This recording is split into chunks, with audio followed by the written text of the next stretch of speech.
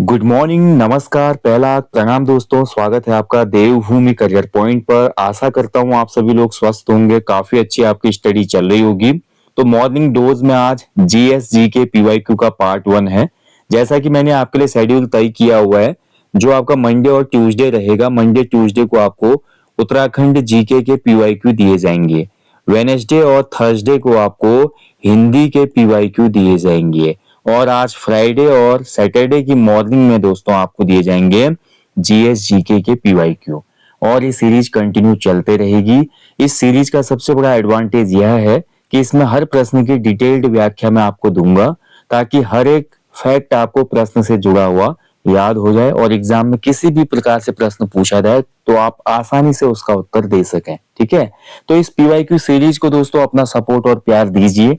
अपने प्यारे प्यारे कमेंट भी जरूर दीजिए कि आपको ये सीरीज कैसी लग रही है। और साथ ही सबसे महत्वपूर्ण, अगर किसी भी प्रश्न में मेरे से त्रुटि होती है या कोई भी फैक्ट मेरे से बताने में गलती होती है तो उसका उल्लेख कमेंट बॉक्स में जरूर करिएगा। ठीक है, तो चलिए आज शुरुआत करेंगे मॉर्निंग डोज में जीएसजी के पीवाईक्यू। और बहुत एक्साइटमेंट हूं मैं, मतलब बहुत एक्साइटेड हूं मैं, और आपके अंदर भी एक्साइटमेंट देख रहा हूँ जीएस के लिए मैं। ठीक है, तो चलिए शुरुआत करते हैं। पहला क्वेश्चन देखेंगे पीवाईक्यू का। इसमें सभी क्वेश्चन लिए मैंने UK triple SC and UK PSC के पिछले 5-6 सालों में जितने पेपर हुए हैं उनके जीएसजीके के क्वेश्चन इसमें लिए गए हैं, एक्सेप्ट करंट अफेयर्स। ठीक है, उनको लेने का कोई फायदा नहीं है, क्योंकि करंट का हमको 6 साल पुराना क्वेश्चन लेके यहाँ पे कोई फायदा नहीं होगा। तो चलिए पहला क्वेश्चन है इसमें, देखिए। और सबसे महत्वपूर्ण दोस्तों, मेहनत लग रही है आप लोगों के लिए, इन पीवाईक्यू को मैं आपके लिए बाइलिंगुअल ला रहा हूँ, ये भी देखिए, ताकि इंग्लिश मीडियम वाले बच्चों को भी प्रॉब्लम ना हो। उत्तराखंड जीके पीवाईक्यू और जीएस पीवाईक्यू बाइलिंगुअल है। हिंदी वाला तो केवल हिंदी में आएगा, इसलिए उसको हिंदी में ही रखा है, क्योंकि इंग्लिश मीडियम वालों को भी अगर उत्तराखंड ग्रुप से क्रैक करना है तो 20 नंबर की हिंदी पढ़नी ही पड़ेगी भैया। ठीक है, चलिए तो फर्स्ट क्वेश्चन का जो आंसर होगा, हड़प्पा सभ्यता का सबसे बड़ा स्थल है आपका राखीगढ़ी। ऑप्शन डी इसका सही उत्तर हो जाएगा। ठीक है, राखीगढ़ी। अगर मैं बात करूं राखीगढ़ी कहाँ स्थित है, तो ये हरियाणा में स्थित है, हरियाणा राज्य में। और हरियाणा राज्य के ये हिसार गांव में स्थित है। हरियाणा का हिसार गांव कई बार आपने सुना होगा, चर्चा में रहता है ये। ठीक है, हिसार, और काफी पहलवानों वाला गांव और अन्य चीजें भी रहती है यहाँ पे। यहाँ पर जो हमारा राखीगढ़ी की खोज हुई थी, ये 1963 में हुई थी, 1963 में हुई थी। 2014 के आसपास यहाँ पर 2 और नए टीले खोजे गए थे। ठीक है, इसके खोजकर्ता कौन थे या उत्खननकर्ता कौन थे, क्वेश्चन हमेशा बनता है। इंडस वैली सिविलाइजेशन में भी क्वेश्चन बनता है। तो राखीगढ़ी जो साइट थी, इसके उत्खननकर्ता का नाम था अमरेंद्र बाहुबली। ठीक है, माफ कीजिएगा, अमरेंद्र नाथ। ठीक है, अमरेंद्र नाथ जी ने यहाँ पर उत्खनन करवाया था। ठीक है, तो ये कुछ महत्वपूर्ण पॉइंट है, इनको आप अच्छे से याद रखिएगा। चलिए आगे बढ़ेंगे। महावीर स्वामी का जन्म कहाँ पर हुआ था? ठीक है, सेकंड क्वेश्चन है। तो महावीर स्वामी जो थे, जैन धर्म के अंतिम प्रवर्तक थे, ध्यान रखेंगे। महावीर स्वामी का जन्म हुआ था आपका 599 ईसा पूर्व में, और इनका जो जन्म स्थल था वो था वैशाली। ठीक है, ऑप्शन बी हो जाएगा इसमें, वैशाली में इनका जन्म हुआ था। बी आंसर सही होगा। ठीक है, और ध्यान रखेंगे दोस्तों, ये जैन धर्म के 24वें तीर्थंकर थे। 24वें तीर्थंकर। ठीक है, जैन धर्म के 24वें तीर्थंकर थे। और ध्यान रखेंगे, जैन धर्म के त्रिरत्न एग्जाम में पूछ लिया जाता है कई बार। तो जैन धर्म के त्रिरत्न है, 3 रत्न बताए गए हैं इसमें। पहला होता है आपका सम्यक ज्ञान। ठीक है, दूसरा होता है आपका सम्यक दर्शन, और तीसरा होता है आपका सम्यक चरित्र। ठीक है, तो दर्शन, चरित्र और ज्ञान, ये बौद्ध धर्म के त्रिरत्न है। क्लियर? तो महावीर स्वामी कहाँ जन्म हुआ था? वैशाली गणतंत्र में इनका जन्म हुआ था। एंड इनकी जो मृत्यु हुई दोस्तों, ये भी क्वेश्चन कई बार बनता है, महावीर स्वामी की मृत्यु हुई थी पावापुरी में।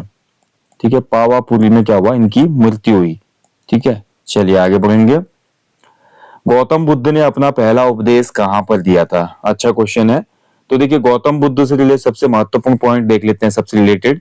तो पहला है, देखिए, गौतम बुद्ध का जन्म कब हुआ था? तो 563 बीसी में इनका जन्म हुआ था। कहां पे हुआ था? नेपाल के लुम्बिनी में। ठीक है, लुम्बिनी में इनका जन्म हुआ था उसमें। ठीक है, शाक्य गोत्र में इनका जन्म हुआ था उसमें। क्षत्रिय थे जन्म से। और ध्यान रखेंगे, जो हमारे गौतम बुद्ध थे, जब इनको ज्ञान की प्राप्ति होते है, पहला उपदेश ये देते हैं सारनाथ में। ऑप्शन ए इसमें राइट आंसर जाएगा। ठीक है, सारनाथ में इन्होंने पहला उपदेश दिया था, जो कि बहुत महत्वपूर्ण है, याद रखिएगा। ठीक है, उसके अलावा देखिए आपका गौतम बुद्ध ने सर्वाधिक उपदेश कहां पर दिए थे, ये भी क्वेश्चन बनता है। किस प्लेस पे सर्वाधिक उपदेश दिए थे गौतम बुद्ध ने, सर्वाधिक उपदेश? तो इन्होंने सर्वाधिक उपदेश दिए थे आपका श्रावस्ती नामक प्लेस पे, श्रावस्ती नामक जगह पे। और गौतम बुद्ध ने जब अपना पहला उपदेश दिया था सारनाथ में, किस भाषा में दिया था? तो ये पाली भाषा में दिया था। ठीक है, ये भी महत्वपूर्ण है, अच्छे से याद रखना। पाली भाषा में दिया था, क्योंकि उसमें पाली भाषा ज्यादा प्रचलन में थी, जन भाषा थी उसमें, तो लोगों को ज्यादा समझ में आएंगे उपदेश। ठीक है, इसके अलावा कुछ महत्वपूर्ण बातें और करूं मैं, तो 29 साल में इन्होंने घर छोड़ दिया था। सबसे पहले तो 29 साल में, 29 वर्ष की आयु में इन्होंने गृह त्याग किया। अब इस गृह त्याग की घटना को कहा जाता है, ठीक है, इस गृह त्याग की घटना को कहा जाता है महाभिष्क्रमण। महाभिष्क्रमण पूछता है एग्जाम में, तभी बता रहा हूं। ठीक है, इसके बाद इनको देखिए ज्ञान प्राप्ति होती है बोध गया में। ज्ञान की प्राप्ति कहां पे हुई? बोध गया में, पीपल वृक्ष के नीचे। ठीक है, ध्यान रखेंगे। तो बोधि वृक्ष था वो, बोधि वृक्ष कहा जाता है उसको, तो इसके नीचे इनको ज्ञान की प्राप्ति हुई। क्लियर? और ध्यान रखेंगे, इन्होंने जो अपना पहला उपदेश दिया सारनाथ में, और इस सारनाथ का जो उपदेश था, अपने 5 साथियों को पहला प्रवचन दिया था इन्होंने। 5 साथी थे, और इस पहले उपदेश को, यानी कि बुद्ध का जो पहला उपदेश है, इस उपदेश को कहा जाता है धर्म चक्र परिवर्तन। धर्म चक्र परिवर्तन। ठीक है, ये भी महत्वपूर्ण पॉइंट है। उसके बाद जब इनकी मृत्यु हुई, मृत्यु कहां पे हुई इनकी? कुशीनगर में। गौतम बुद्ध की जो मृत्यु हुई थी कुशीनगर में हुई थी। इस घटना को कहा जाता है महापरिनिर्वाण। ठीक है, महापरिनिर्वाण, यानी कि निर्वाण की प्राप्ति हुई, देह को त्याग दिया भाई, पंच तत्वों में विलीन हो गए। ठीक है, चलिए, इसके अलावा देखिए शाक्य वंश में पैदा हुए थे क्षत्रिय वंश। इनको शाक्य मुनि भी कहा जाता है, इसलिए शाक्य मुनि भी गौतम बुद्ध का ही नाम है, ध्यान रखेंगे। गौतम बुद्ध को लाइट ऑफ एशिया भी कहा जाता है। ठीक है, लाइट ऑफ एशिया, ये भी महत्वपूर्ण पॉइंट है, ध्यान रखिएगा। चलिए, बाकी अन्य जो बातें हैं किसी अन्य टॉपिक में फिर इनसे क्वेश्चन आएगा तो वहां पे बता दूंगा। दिल्ली सल्तनत का पहला शासक कौन था भाई? अच्छा क्वेश्चन है। देखिए, दिल्ली सल्तनत शुरुआत कब होती है इसकी? तो दिल्ली सल्तनत की शुरुआत होती है 1206 से। ठीक है, और कब तक रहती है दिल्ली सल्तनत आपकी? 1526, जब तक पानीपत का पहला युद्ध नहीं होगा। तो यहां तक दिल्ली सल्तनत आपकी चलती है। ठीक है, तो दिल्ली सल्तनत का पहला शासक था इनमें से कुतुबुद्दीन ऐबक। ऑप्शन सी इसका राइट आंसर हो जाएगा, कुतुबुद्दीन ऐबक। ठीक है, महत्वपूर्ण है। कुतुबुद्दीन ऐबक ने 1206 में दिल्ली में गुलाम वंश की स्थापना की थी। गुलाम वंश। गुलाम वंश को एक अन्य नाम से जाना जाता है, मामलुक वंश भी कहा जाता है गुलाम वंश को। ठीक है, मामलुक वंश महत्वपूर्ण है, याद रखिएगा। गुलाम वंश को मामलुक वंश भी कहा जाता है। 1206 में गद्दी पर बैठा, 1210 में मौत हो गई। पोलो खेल रहा था घोड़े पे बैठ के, गिर गया, चोट लग गई और बहुत गहरी चोट लगी, जिससे मृत्यु हो गई। ठीक है, इसका उत्तराधिकारी कौन था? इल्तुतमिश था। कुतुबुद्दीन ऐबक जो था भैया, इसको लाख बख्श भी कहा जाता था। ठीक है, बहुत अच्छा था आदमी ये, लाख बख्श था ये, इसका नाम था भी। इसने कुतुब मीनार की नींव डाली थी। कुतुब मीनार जो बनी, कुतुब मीनार जो है दिल्ली में, इसकी नींव डाली। ठीक है, नींव इसी ने डाली थी, पूरा इल्तुतमिश के टाइम पे होता है वो। और एक महत्वपूर्ण है भाई इसको, ठीक है, इसको गुलामों का गुलाम कहा जाता है। ठीक है, गुलामों का गुलाम।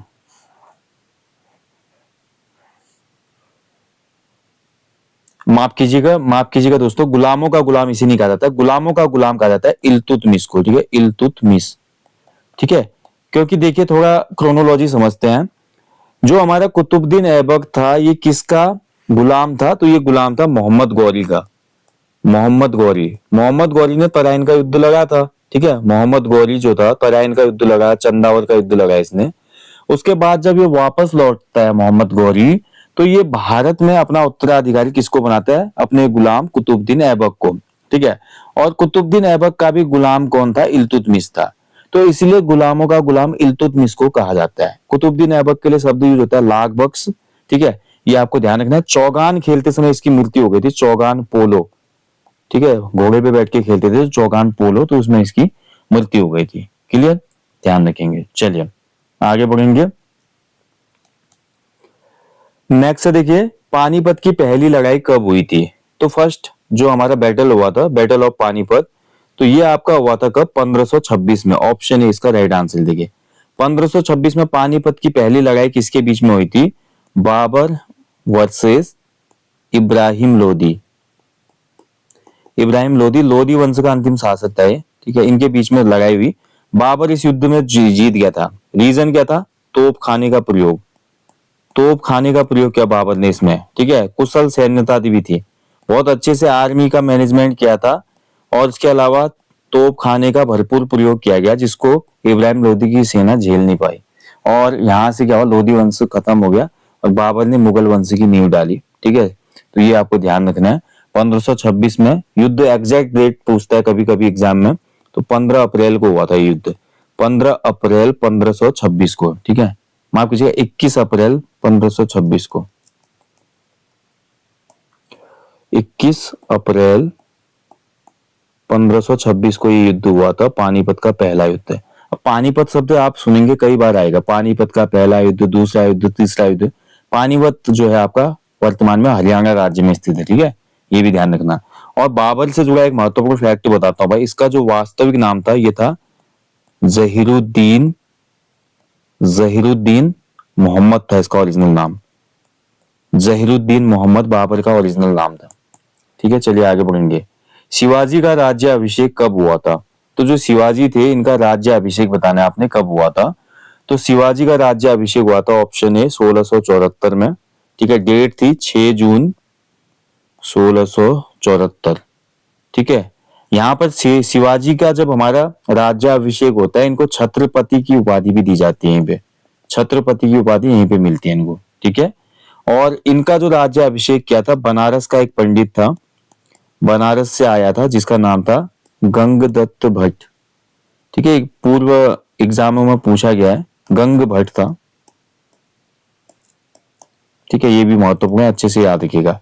शिवाजी का जन्म कब हुआ था? तो शिवाजी का जन्म 1627 ईस्वी में हुआ था, ठीक है। चलिए आगे बढ़ेंगे। भारतीय राष्ट्रीय कांग्रेस की स्थापना कब हुई थी? अच्छा क्वेश्चन है, देखिए बेसिक क्वेश्चन है, लेकिन फैक्टों की वजह से आपको अच्छे से सभी चीजें याद होंगी। भारतीय राष्ट्रीय कांग्रेस की स्थापना जो हुई थी, इंडियन नेशनल कांग्रेस, 28 दिसंबर 1885, ठीक है, किसके प्रयासों से? ए ओ ह्यूम, ठीक है, ए ओ ह्यूम, इनके प्रयासों से यहाँ पर हमारा क्या होता है, भारत में भारतीय राष्ट्रीय कांग्रेस की स्थापना होती है। हालांकि यही नहीं थे, उसमें काफी लोग थे और काफी लोगों के प्रयासों से ये स्थापित होती है। कांग्रेस की जब हमारी पहली बैठक हुई थी, कितने प्रतिनिधि थे उसमें, ये भी क्वेश्चन बन जाता है। तो 72 प्रतिनिधि थे उसमें, जो पहली बैठक हुई थी, इसमें 72 प्रतिनिधि थे उसमें, ठीक है। ये महत्वपूर्ण पॉइंट है, एग्जाम में क्वेश्चन बनता है। स्थापना कहाँ पे हुई थी? तो ये हुई थी बॉम्बे में, ठीक है, बॉम्बे में स्थापना हुई थी कांग्रेस की। और इसके अलावा उसमें भारत का वाइसराय कौन था, क्वेश्चन बनता है। तो भारत का वाइसराय था लॉर्ड डफरिन, ये क्वेश्चन भी कई बार एग्जाम में पूछा जाता है, ठीक है। तो कर्नल ऑक्टोलिन हुम जो नाम था इनका पूरा नाम, तो इनकी प्रयासों से यहाँ पे स्थापना होती है। एनी बेसेंट का भी इसमें अहम रोल होता है, बहुत से लोगों का इसमें रोल था, ठीक है। और पहली बैठक जो होती है, पहली बैठक के अध्यक्ष कौन होते हैं इसके कांग्रेस की? तो ये थे आपके WC बनर्जी, जिनको कहा जाता है व्योमकेश चंद्र बनर्जी, ठीक है, व्योमकेश चंद्र बनर्जी इनको कहा जाता है। क्लियर, ठीक है। तो इतना फैक्ट आपको याद रखना है। और बाकी देखिए, जो इसके 4 अधिवेशन हुए पहले के, फर्स्ट अधिवेशन, सेकंड अधिवेशन, तीसरा अधिवेशन और चौथा, इसके अध्यक्ष पूछ लेता है कभी कभी कौन थे। तो पहले में तो आपको पता चल गया व्योम, व्योम से आपका व्योमेश चंद्र बनर्जी थे, ठीक है, व्योम याद रहेगा। तो व्योम नाम का कोई बंदा था, ठीक है, व्योम नाम के बंदे को मैंने बोला व्योम भाई बजा, ठीक है, बजा, ब यहां लिख दिया मैंने, जा यहां लिख दिया, देखिए, ठीक है। तो व्योम भाई बजा। दूसरे अधिवेशन में कौन थे? दादा भाई नौरोजी, ठीक है। तीसरे अधिवेशन में ब से क्या हो जाएगा आपका? बदरुद्दीन तैयबजी, बदरुद्दीन तैयबजी पहले मुस्लिम अध्यक्ष भी होंगे, ठीक है। तो पहले व्योमेश चंद्र बनर्जी, ट्रिक क्या बताया मैंने आपको, व्योम भाई बजा, ब से बदरुद्दीन तैयबजी और जा से जॉर्ज यूले, जॉर्ज यूले पहला ईसाई अध्यक्ष होगा इसका, ठीक है। तो ये पहले 4 अधिवेशन के अध्यक्ष है, ध्यान रखिएगा, महत्वपूर्ण है। जो पहले की 4 बैठक हुई थी। क्लियर? चलिए आगे बढ़ेंगे। ठीक है, चलिए बाकी एओयूम का फुल फॉर्म कभी आ जाता है, पूछ लेता है। एओयूम कहां से थे? तो ये स्कॉटलैंड के थे, भी ध्यान रखना। ठीक है, ब्रिटिश प्रशासक भी रहे और हमारा ये एक हिसाब से कह सकते कि राजनीतिक सुधारक भी थे। इनका नाम था पूरा Allan Allan Octavian Allan Octavian Hume. ठीक है, ध्यान रखिएगा। चलिए आगे बढ़ेंगे। स्वराज मेरा जन्म सिद्ध अधिकार है, मैं इसे लेकर रहूंगा। ठीक है, ये किसने कहा था? तो ये कहा था हमारा बाल गंगाधर तिलक जी ने। ठीक है, तिलक जी का था ये, ध्यान रखेंगे। बाल गंगाधर तिलक जो है भैया, ये आपके भारत में गरमपंथी नेता माने जाते हैं। गरमपंथी यानी कि गरम दल के नेता थे ये। ठीक है, जहां देखिए नरमपंथी लोग बोलते थे कि ब्रिटिशर्स के सामने आराम से आंदोलन करो, उनके सामने अपनी मांग रखो, प्यार से भाषा से समझेंगे, वो ऐसा करो वैसा करो। लेकिन बाल गंगाधर तिलक जो थे गरमपंथी विचारधारा के थे। वो बोलते थे कि अंग्रेज ऐसे मानेंगे नहीं, इनसे छीनना पड़ेगा, डराना पड़ेगा, धमकाना पड़ेगा। ठीक है, गरमपंथी दल में देखिए लाल, बाल और पाल थे। लाल, बाल और पाल। ठीक है, लाला लाजपत राय, बाल गंगाधर तिलक और बिपिन चंद्र पाल। ठीक है, आपने देखा कांग्रेस के धड़े हो जाते हैं 1907 में। तो बहुत सी बातें अभी आएंगी आने वाले सेशंस में, तो आपको समझ में आएंगी। बाल गंगाधर तिलक जी से संबंधित एक महत्वपूर्ण पॉइंट ये, इन्होंने केसरी नामक एक पत्र निकाला था। केसरी नामक पत्र निकाला था 1881 में। ठीक है, ध्यान रखेंगे। चलिए आगे बढ़ेंगे अगले क्वेश्चन की तरफ। भारत छोड़ो आंदोलन कब शुरू हुआ था? ये भी महत्वपूर्ण है। क्विट इंडिया मूवमेंट कब स्टार्ट हुआ था? तो ये स्टार्ट हुआ था, इसकी एक्यूरेट डेट थी 9 अगस्त 1942। 9 अगस्त 1942 को ये कहां से शुरू हुआ था? ग्वालियर टैंक मैदान। ग्वालियर टैंक मैदान ये कहां पे था? बॉम्बे में था। ठीक है, ग्वालियर टैंक मैदान बॉम्बे से ये आपका शुरू हुआ था। यहाँ पर देखिए गांधी जी के आह्वान के बाद ये शुरू हुआ। गांधी जी ने रिक्वेस्ट की सबसे, और गांधी जी ने भारत छोड़ो का आंदोलन दिया इसमें। ठीक है, भारत छोड़ो। इसके साथ गांधी जी ने एक और स्टेटमेंट दी, इसमें बहुत महत्वपूर्ण है, करो या मरो, डू और डाई, इसी में बोला था। ठीक है, करो या मरो, ध्यान रखेंगे। और 9 अगस्त को ये शुरू हुआ था। रीजन वही था, क्रिप्स मिशन आया था, फेल हो गया, और भारत को देखिए मजबूर किया जाता फिर से, जो सेकेंड वर्ल्ड वॉर चल रहा था उसमें शामिल करने के लिए। लेकिन भारतीयों ने जान लिया कि ब्रिटिशर्स की मंशा साफ नहीं है, ये हमारा सपोर्ट भी चाहते हैं वर्ल्ड वॉर में, और साथ ही हमें आजादी भी नहीं देना चाहते हैं, क्योंकि भारतीय यहाँ पे पूर्ण स्वराज की बात करते हैं, लेकिन अंग्रेज देना नहीं चाहते थे। इसलिए गांधी जी यार व्यथित हो गए और इन्होंने बोला भैया आप करो या मरो, भारत छोड़ो बस। ठीक है, गांधी जी ने संपूर्ण देश से आह्वान किया था इसमें। चलिए आगे बढ़ेंगे। दुनिया का सबसे बड़ा महाद्वीप कौन सा है? तो देखिए दुनिया का सबसे बड़ा जो हमारा कॉन्टिनेंट है कौन सा है? तो नो डाउट एशिया है। ऑप्शन सी इसका राइट आंसर हो जाएगा, एशिया महाद्वीप। एशिया महाद्वीप दुनिया के टोटल भौगोलिक क्षेत्रफल का 30% क्या करता है? खुद कैप्चर करता है। दुनिया का 30% जो क्षेत्रफल है एशिया है। ठीक है, ध्यान रखेंगे एशिया महाद्वीप का।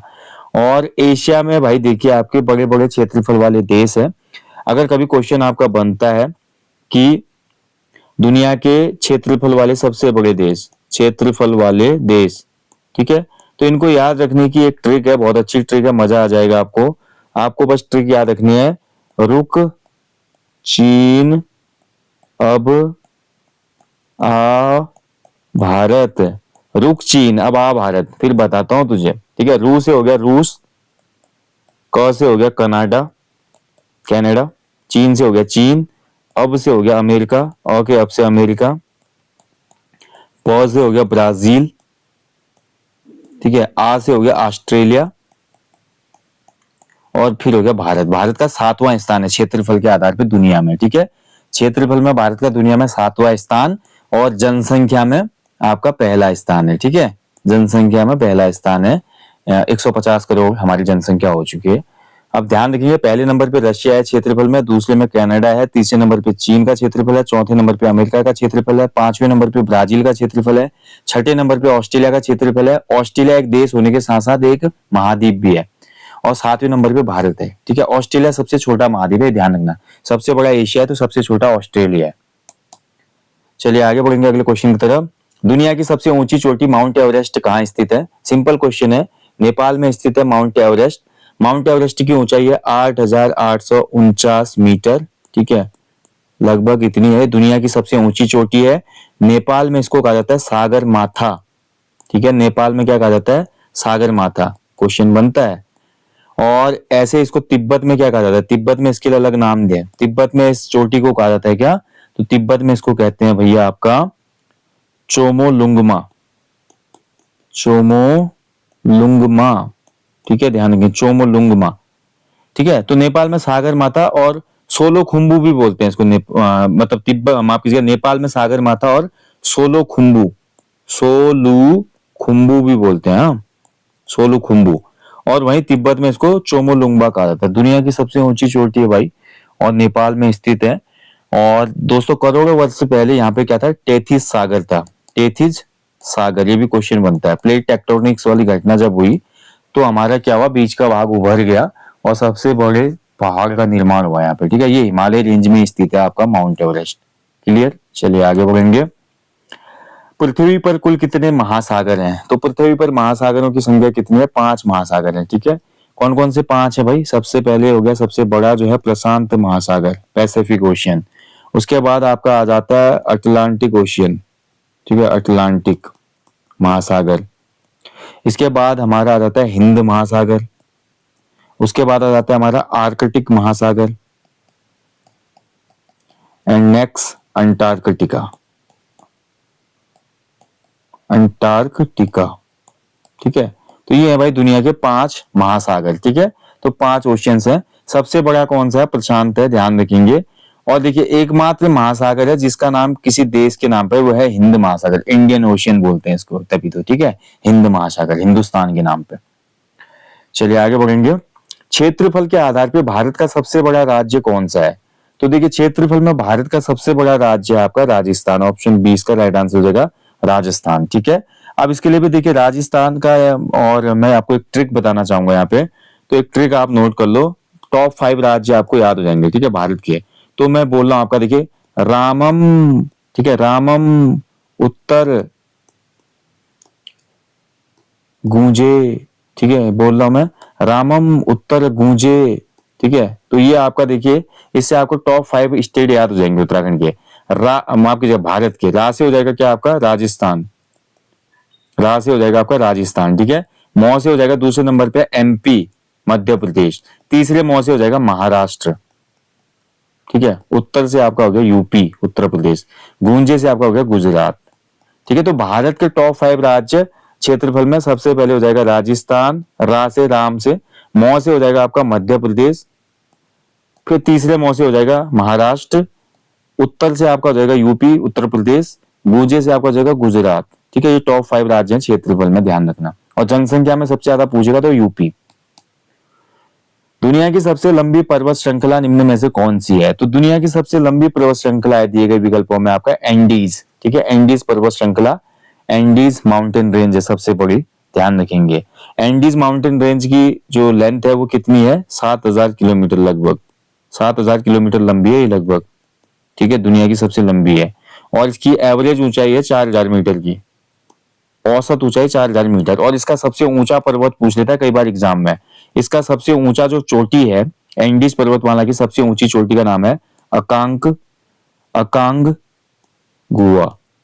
ठीक है, अकांग गुआ इसकी सबसे ऊंची चोटी है जिसकी ऊंचाई है 6962 मीटर। ठीक है, ध्यान रखेंगे 6962 मीटर। चलिए आगे बढ़ेंगे।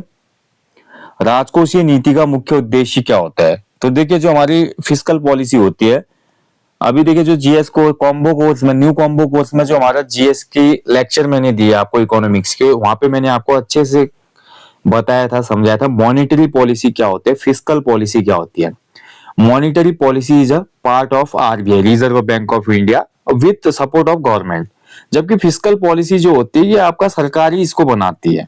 फिस्कल पॉलिसी के बहुत से पर्पज होते हैं, लाइक जैसे प्राइस स्टेबिलिटी इसमें होता है।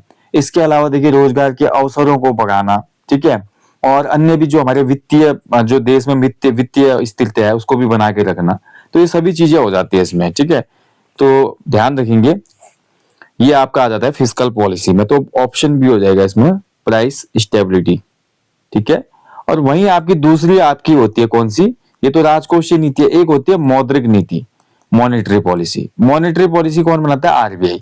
वो भी यही करता है, मूल्य स्थिरता, ठीक है, और जो मनी का फ्लो है मार्केट में उसको भी मेंटेन रखे, उसके अलावा इन्फ्लेशन को कंट्रोल रखे, और अन्य चीजें भी बताई थी, बहुत सी चीजें हैं इसमें। ठीक है, तो टॉपिक में आपको अच्छे से मैंने बताया वो, तो यहाँ पर राइट आंसर होगा ऑप्शन बी, फिस्कल पॉलिसी। कभी कभी राजकोषीय घाटा पूछ लेता है, उसके अलावा बहुत सी टर्म है इकोनॉमिक्स की जो काफी महत्वपूर्ण है एग्जाम में। ठीक है, तो थोड़ा डिटेल वीडियो आपको देखना आवश्यक होगा, यहाँ पर तो फिर लंबा हो जाएगा बहुत सेशन। मानव विकास सूचकांक की अवधारणा किसने दी थी? Human development index. तो इसकी अवधारणा देने वाले जो व्यक्ति थे इनका नाम था महबूब उल हक। ऑप्शन सी इसका राइट आंसर हो जाएगा। ठीक है, एचडीआई जब बनाया जाता है तो इसमें क्या क्या शामिल किया जाता है, क्वेश्चन बनता है। तो इसमें तीन चीजें शामिल की जाती हैं दोस्तों। पहला इसमें होता है क्या, जीवन प्रत्याशा, किसी देश में लोगों की जीवन प्रत्याशा कितनी है, कितने साल वो बचते हैं। ठीक है, और लाइफ स्टाइल भी आ जाता है इसमें। दूसरा इसमें आता है एजुकेशन, शिक्षा का स्तर कैसा है लोगों में भाई। और तीसरा होता है इसमें पीसीआई, पर कैपिटा इनकम, यानी कि प्रति व्यक्ति आय कितनी है। तो ये तीन फैक्टर होते हैं एचडीआई के महत्वपूर्ण, ध्यान रखिएगा। ठीक है, जीवन प्रत्याशा, शिक्षा और आपकी प्रति व्यक्ति आय। एचडीआई जो है एक पे काउंट किया जाता है। ठीक है, इसमें एक के आधार पे नंबर दिए जाते हैं, 0.101 या 0.6, 0.5। तो ठीक है, और एचडीआई जो है इसको कौन जारी करता है, ये क्वेश्चन कई बार एग्जाम में पूछा गया है। यूनाइटेड नेशंस डेवलपमेंट प्रोग्राम इसको जारी करता है, यूएनडीपी कहा जाता है इसको। ठीक है, इसके द्वारा इसको जारी किया जाता है। पहली बार एचडीआई इंडेक्स कब जारी हुआ था, तो 1990 में पहली बार इसको जारी किया गया था, ये भी याद रखिएगा। चलिए आगे बढ़ेंगे। विच committee recommended GST in India? तो देखिए जीएसटी वस्तु एवं सेवा कर, तो ये किस समिति की सिफारिश पे लागू हुआ था, तो ये हुआ था आपका केलकर समिति, ऑप्शन बी। ठीक है, जीएसटी जो है भैया इसका फुल फॉर्म है goods and service tax, Bharat में लागू हुआ था 1 जुलाई 2017 से संपूर्ण भारत में। ठीक है, एक देश एक टैक्स का नारा दिया गया इसमें। पहला राज्य जिसने इसको लागू किया था वो असम था, ध्यान रखेंगे, असम ने इसको सबसे पहले लागू किया। इसके अंतर्गत जो स्लैब है वर्तमान में जीएसटी की, 4 प्रकार की स्लैब इसमें देखने को मिलती है। पहली है 5%, ठीक है, दूसरी है आपकी 12%, तीसरी है इसमें 18%, और चौथी होती है इसमें लग्जरी चीजों पर 28%। ठीक है, तो ये 4 स्लैब इसमें देखने को मिलते हैं। और जीएसटी कितने प्रकार का होता है, तो जीएसटी देखिए आपका सीजीएसटी, ठीक है, सीजीएसटी होता है एक आपका हो जाता है, फिर उसके बाद एसजीएसटी, ठीक है, सीजीएसटी, एसजीएसटी, यूटीजीएसटी,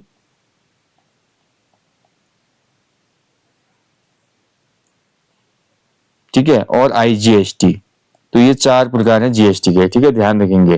तो ये 4 प्रकार से जीएसटी यहाँ पर हमारा लिया जाता है। तो इसके अलग अलग प्रकार हैं, और स्लैब जो है जीएसटी के ये भी मैंने आपको बता दिया, लागू हुआ था देश में 1 जुलाई 2017 से। जीएसटी कैसा टैक्स है, तो जीएसटी एक अप्रत्यक्ष टैक्स है, अप्रत्यक्ष टैक्स है।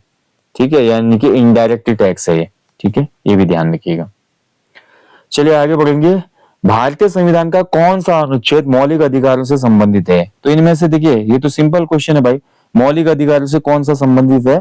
तो इसमें आर्टिकल 12 से 35 तक जो है हमारे, ये मौलिक फंडामेंटल राइट को मेंशन करते हैं। आर्टिकल 12 टू 35, ठीक है, ध्यान रखेंगे, महत्वपूर्ण है। इसमें कुछ आर्टिकल महत्वपूर्ण है, जैसे आर्टिकल आपका आर्टिकल 19 पूछ लेता है, 19A। ठीक है, ये फ्रीडम ऑफ स्पीच है आपका। आर्टिकल 21 आपका जो जीने का अधिकार है, ठीक है, प्राण एवं दैहिक स्वतंत्रता। अनुच्छेद 32 पूछ लेता है संवैधानिक उपचारों का अधिकार, जिसको भीमराव अंबेडकर ने संविधान की आत्मा बोला है।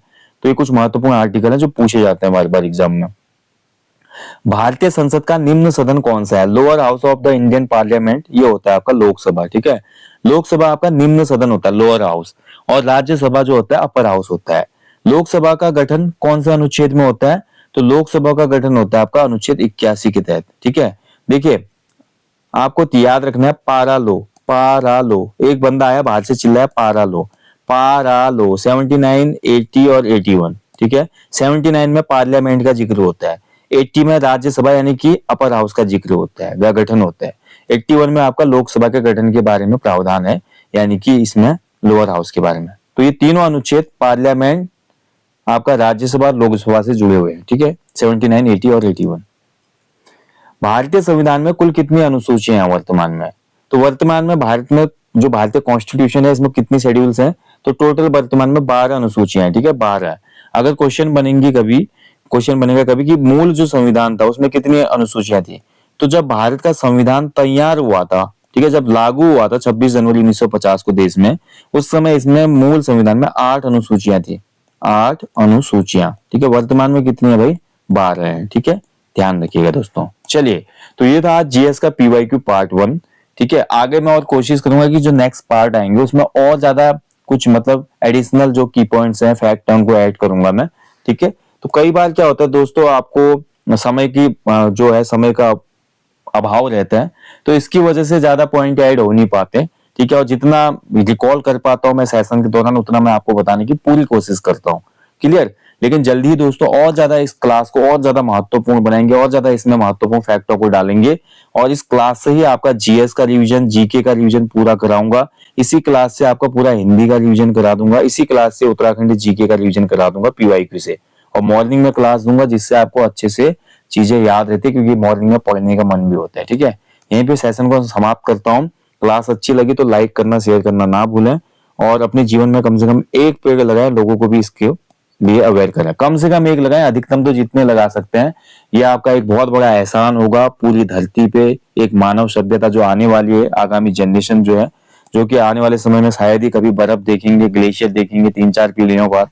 तो वो पेड़ लगा के थोड़ा इन चीजों को कंट्रोल किया जा सकता है, और बाकी ये मुहिम अगर फैलेगी तो सभी लोग अवेयर भी होंगे। ठीक है, इसलिए बोलता हूं मैं आपको। बाकी दोस्तों जल्दी मिलेंगे। थैंक यू फॉर वॉचिंग, अपना ध्यान रखिएगा। Have a good day. जय हिंद, जय देवभूमि।